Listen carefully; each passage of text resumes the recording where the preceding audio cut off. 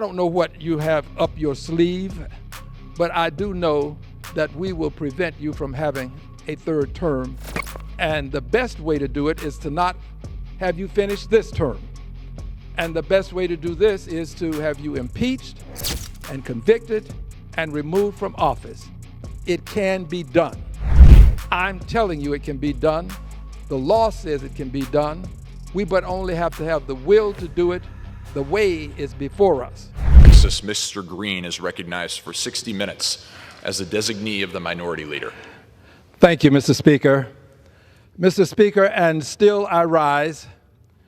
And I rise today to initially extend greetings to all, especially those who are traveling over this season of resurrection.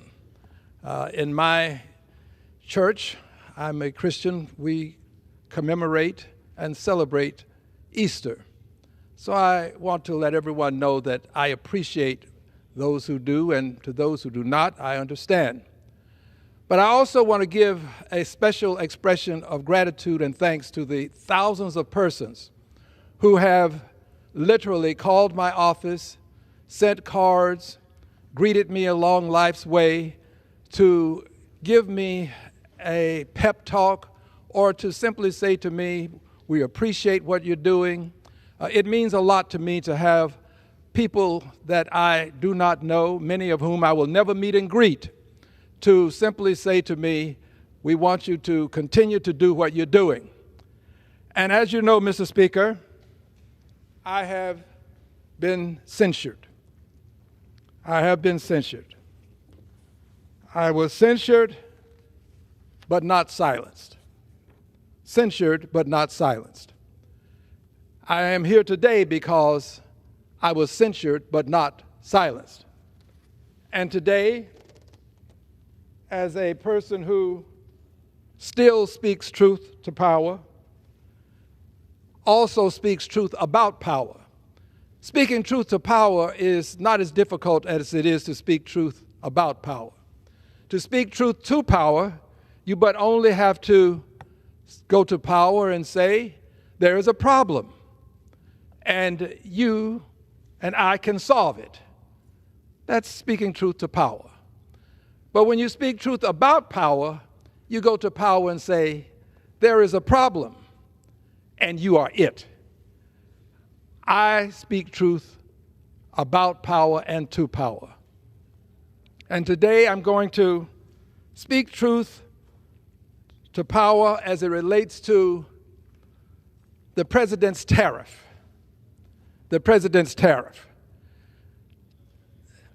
One has to ponder why the President of the United States of America would put so much emphasis on these tariffs, emphasizing the tariffs for many, many years, I'm told, but put emphasis on the tariffs to the extent that he nearly drove the economy into a ditch.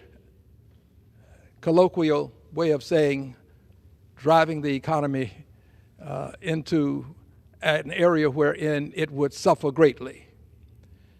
The president put a lot of emphasis on this. He was just obsessed with the tariffs. And we have to ask ourselves, why was he obsessed with the tariff? And I'm going to answer these questions, and I'm going to answer this question as it relates to the president's obsession and how it will impact you. It's important for you to understand how this obsession would impact you, how it would impact billionaires, how it would impact your life. I will answer the question, how it will impact you. It's important for me to call to your attention that the president has a book that you are familiar with. It is styled The Art of the Deal. The Art of the Deal. Well, I want to introduce you to the president's Art of the Steal. Art of the Steal. A steal can be an underhanded way of acquiring something. The art of the steal. Here is how it works. The president with his tariffs will continue. At one point, it was going to be unimaginable, but he has reduced it. Let's just say 10%. There's a 10% tariff. This tariff is collected at the point of entry into the United States of goods that an importer desires to purvey in this country. He wants to sell it, or she wants to sell it. They want to sell it. They want to sell these goods. So they have to pay this tariff. And this tariff has to be paid that the president would add to the goods. Let's say you have something that costs $40,000 coming into the country, tariff of 10%. So that's going to give you an additional $4,000. This additional $4,000 is collected at the point of entry, and the person importing has to pay the tariff. Has to pay the tariff. This is the Trump tariff tax at this point. And when that tariff is paid, that money goes into the Treasury of the United States of America. The same place that your tax dollars will go, into the Treasury of the United States of America. Tariff, collected, port of entry, let's say $4,000 on a $40,000 item, if it's a 10% tariff. And when it is collected, it goes again, important to remember, into the Treasury. Now, that person who imports and has this additional tax now to deal with will do what you will see when you buy something and you're in a state that has a sales tax. You'll see that the item costs X amount of dollars. If it's something that costs $40,000 and there's a 10% sales tax, then you'll see that there's a tax on there, sales tax of 10% or $4,000. Well, here is where the stealth comes in. Here's where the art of the steal begins. When the person sells that $40,000 item and has to add that additional $4,000 to it, that person becomes somewhat of a tax collector for the Trump tariff tax steal. That person who purchased this item, brought it into the country, paid $40,000 for it, and then had to pay $4 more, making it $44,000, adds that $4,000 to that product when you buy it. That $4,000 is added. The unfortunate thing is, it's not done the way a sales tax is done. It's not noted that you're paying it. You pay it because it's a part of buying the product. But there's nothing that will say this is the Trump tariff tax steal. It won't be there. It's a very stealthy way of doing business. Most people don't realize that they're paying this tariff, this tax, this steal, if you will. They do. But we really haven't gotten to the essence of what's important here. That money, that $4,000 that was paid at the point of entry, now collected from you because the person who is selling, purveying, does not want to pay that because they're operating possibly on a thin profit margin. They already have an overhead that they have to consider. So you pay it. Now it goes into the Treasury. And here's where it gets really stealthy. The steal gets stealthy. Because at some point the president is desiring to say, I gave you a tax break. You got a tax break from the president. Well, here is the truth. That tax break that you think you're getting or may get and the billionaires will get, that's the money that came out of your pocket. The president was desiring to get this huge tariff because that would be more money in the coffer coming out of your pocket so that it could then be some of it. You don't get it back dollar for dollar. You might get some of it back. Some. You may not get any depending on your tax circumstance. The billionaires will get plenty. You may not get any. This is a stealthy way of doing business. It's a steal. This is why it is the art of the steal that has been developed by this president so that he can take money out of your pocket, put it into the Treasury, and then say later on, you now have a tax break. I think that people who understand this will understand why tariffs are not always a great benefit to you. They can be a benefit in some circumstances, but remember, the president was putting a tariff on some 90-plus countries. He was putting a tariff on any and every country that he could find a means by which he could tax with a tariff. And some places didn't have people to actually tax with a tariff, just animal life.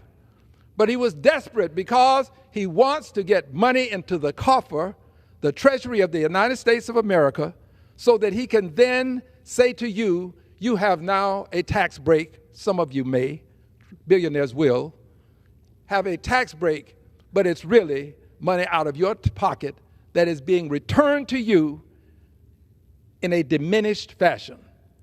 This is the art of the steal as perfected, or as is being perfected by our president. Our president understands also that there are other ways to get money into this coffer, the Treasury. You can get money into the Treasury by simply having Medicare or Medicaid have some cuts into these two programs, these two health care programs. And this can be done because there has been an indication in this House that some $880 billion will be cut, or should be cut.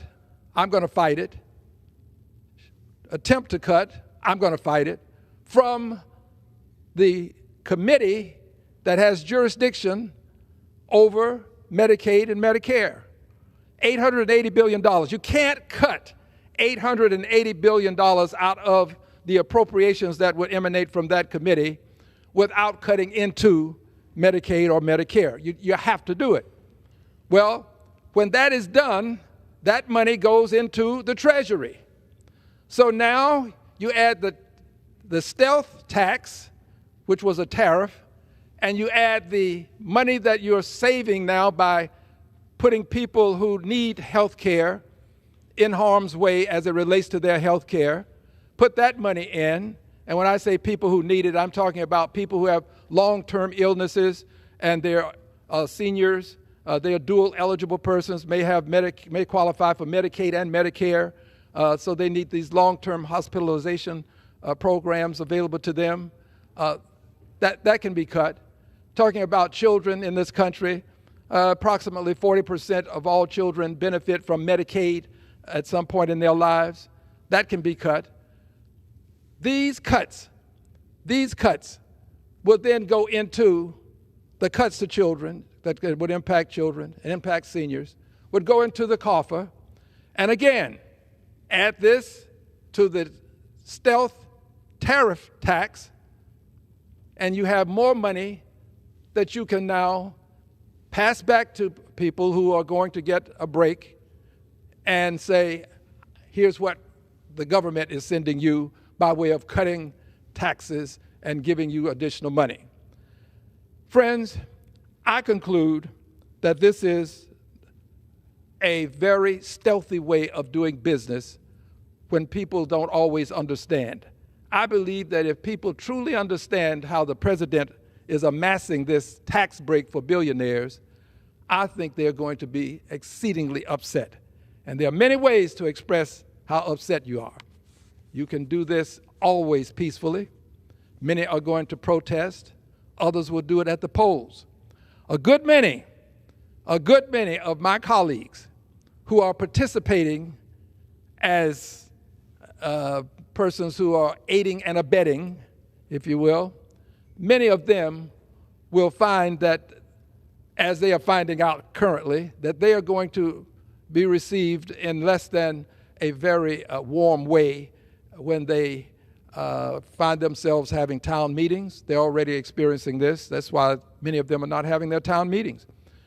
But they're going to experience it also when we have an election, because people aren't going to forget this.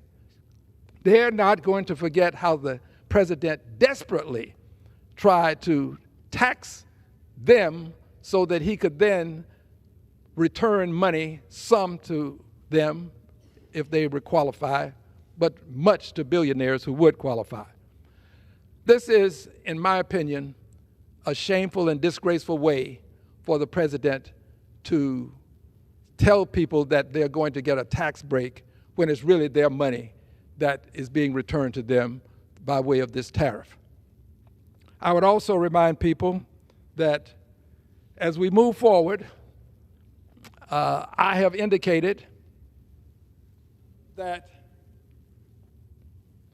impeachment is imminent. The filing of articles of impeachment is imminent. We are currently in a countdown to impeachment. Now, those who know me know that I wouldn't say this if I were not going to move on with it. And I am. We will have articles of impeachment filed.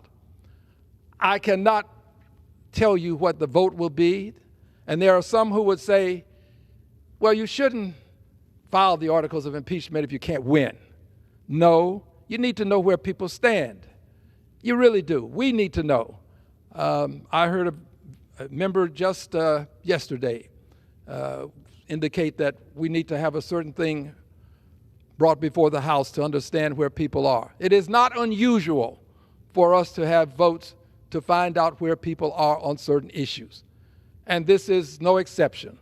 And the first articles of impeachment may not succeed. The second may not succeed.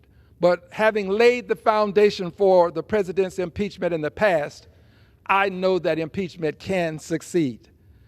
And I also know that should Democrats reclaim the House and the Senate by margins that are sufficient to not only impeach but to convict, I believe that the president can be removed from office.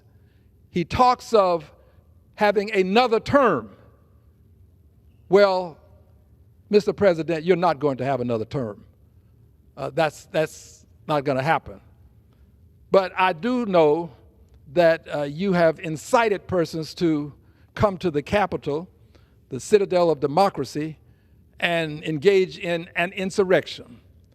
So I don't know what you have up your sleeve, but I do know that we will prevent you from having a third term. And the best way to do it is to not have you finish this term. And the best way to do this is to have you impeached and convicted and removed from office. It can be done. I'm telling you it can be done. The law says it can be done. We but only have to have the will to do it. The way is before us. The will is what is necessary to implement the way to an impeachment and a removal of Donald John Trump as President of the United States of America.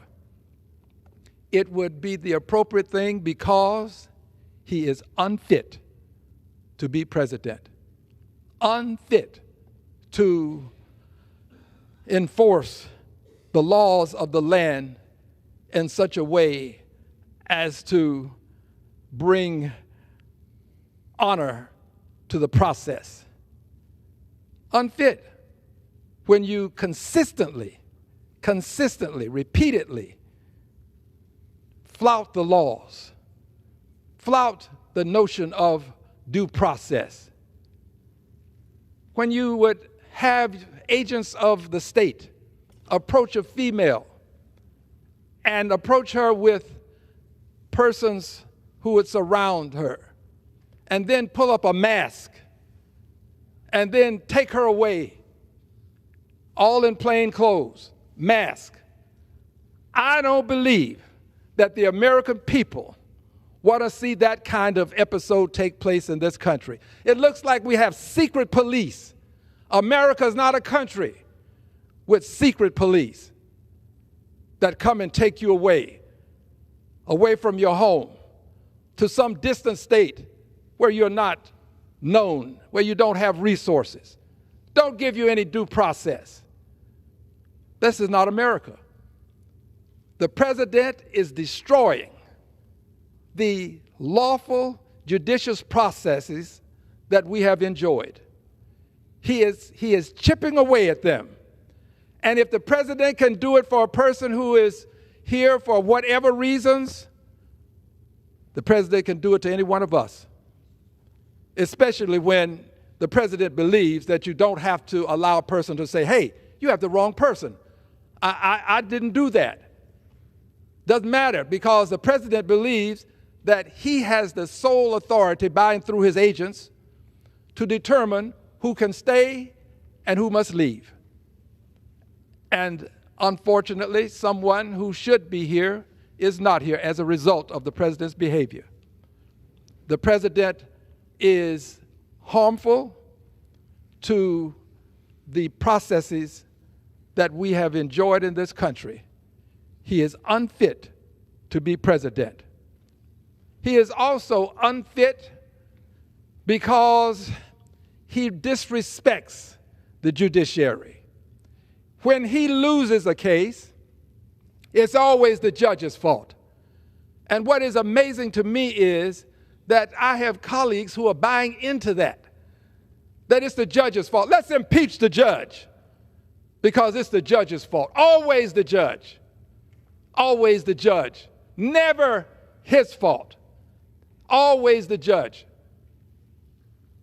When we start this process of having the person who holds the highest office in the land continually say that judges are not fair when they are dealing with him and things that he would have done, when we allow that, we are now sending a signal to the rest of society that the judges are the reason why we're not succeeding, the reason why we can't have whatever it is that we want and can't acquire, and we have to take it to court. It's always the judges. At some point, people will have a disrespect for the law and the process that will cause others to disrespect the country. People invest in this country because they know that we have a good judiciary, that it is a process that has been in place and that will be honored. They invest in this country also because they know that your money is safe here. You invest in our bills, our bonds, it's safe. We have stability, except when you do as the president has just done, and that is tariff some 90 countries and do it in such a way as to cause people to start to equivocate when it comes to our bonds, our notes. And when that happens, you can see how the president backs off. He understood at last that he was making a terrible mistake, and he backed off. He has extended what he calls a 90-day, I would call it pause. But I don't think he's going to go back to where he was. I don't think he will. Even he understands that he was making a serious mistake. But here's the problem with that mistake. He has hurt the brand, the American brand. He's hurt the image of the country. He has put the country in a position such that people may no longer think that this is the safest place for their investment dollars. They may not want to buy our bonds as readily.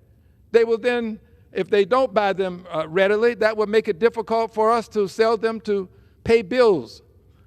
The president is hurting the image of the United States of America. We are now seen as a country that doesn't honor its word. President negotiated with Canada and Mexico a trade deal. He breaks the trade deal. President says that he wants Canada to be the 51st state. Canada is not about to become the 51st state. I will be quite candid with you. I admire the way the Canadians have made it perfectly clear to the president that this won't happen. Someone has to stand up to him. Greenland, wants to take it, wants to make Gaza a resort. The president has to understand that he is not a king. He's not the emperor. He's not a dictator. He has awesome power, but he doesn't have the power to just go around people and take what he wants. He doesn't have that kind of power, and we can't let him have that kind of power. So it's important for us to move to impeachment, because impeachment is the means by which a reckless, ruthless president can be brought into check. This is the balance that we have. When all else fails, when the Congress majority refuses to act, and when he disregards the orders of the courts, impeachment is still available. I intend to bring articles of impeachment. I don't know what the vote would be. My guess is that you're not going to get the vote required, but you will get the opportunity to see who believes in what we have said. We said that the president was a detriment to democracy. We talked about how he would harm the country if he got back into office. Let's find out if we meant that. One of the ways we'll find out is with articles of impeachment. I'm proud to serve my country. I am proud to be an American. It means something to me. And I want to protect what this country stands for in a positive way, the positive image that our country has had. The negative image I'm trying to change to a positive. But I want to protect that. It means something to me to be an American. And I want this country to be the one that people look up to as opposed to frown upon. And many do now because of the way our president behaves. I thank you, Mr. Speaker. I am proud to say that I'm going to yield back my time, that I am censured, but not silenced. I yield back. Members are reminded to